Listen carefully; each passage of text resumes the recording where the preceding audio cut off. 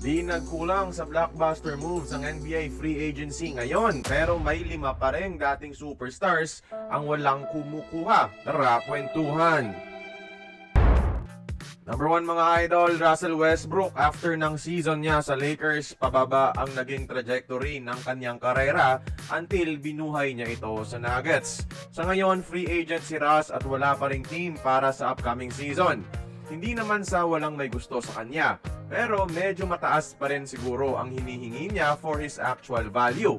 Kaya walang gustong sumugal.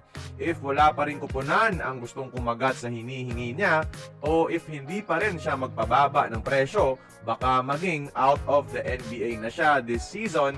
At sana hindi ito mangyari, no? Fan pa rin ako ng dating MVP, mga idol. Number 2, Ben Simmons. Mukhang hindi na talaga bumabalik sa All-Star form itong si Ben Simmons, mga idol. At wala pang team ang kumukuha sa kanya kahit tumatanggap siya ng mga minimum offers.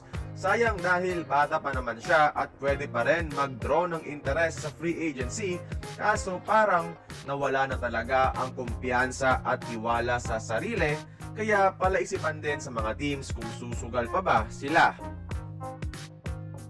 Number 3, Cameron Reddish. Simula ng ma-wave ng Lakers, wala pang team ang kumukuha sa kanya. Superstar ang projection sa kanya pagpasok ng NBA, pero hindi niya ito naabot. At mga idol, dahil sa injuries at lack of playing time, wala. Isa ito sa mga sayang na prospects na di na-realize ang potential kung sakaling ang mawala sa NBA. Sa ngayon, wala talagang teams ang may gusto, so baka wala munang Cam Reddish sa paparating na NBA season. Number 4, DeAndre Jordan, former All-Star at isa sa mga best defenders ng NBA sa kanyang prime. Nagagamit na to last season pero dahil sa kanyang veteran leadership sa locker room. Pero ngayong mas marami ng batang center ang pumapasok sa liga at humihina na rin ang athleticism ni DeAndre, wala pang team ang napapabalitang gustong sumugal sa kanya.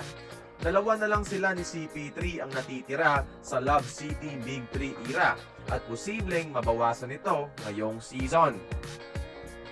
Panghuli sa listahan, Christian Wood. After ma-wave ng Lakers, wala nang kumuha kay C. Wood, mga idol. Naging factor din mga recent injuries. Ewan ko kung anong meron sa Lakers, bakit humihina bigla ang mga players. The end is near para sa NBA career ni Christian Wood, unfortunately. At ayun lang mga idol, as of making this video, wala pa silang team.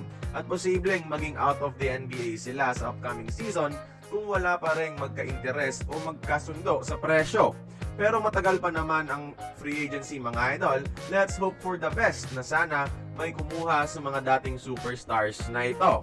Kaya kayo mga idol, sino sa tingin nyo sa kanilang 5 ang may potential pang maging isang magaling na role player sa NBA this season? Comment down below and join the conversation.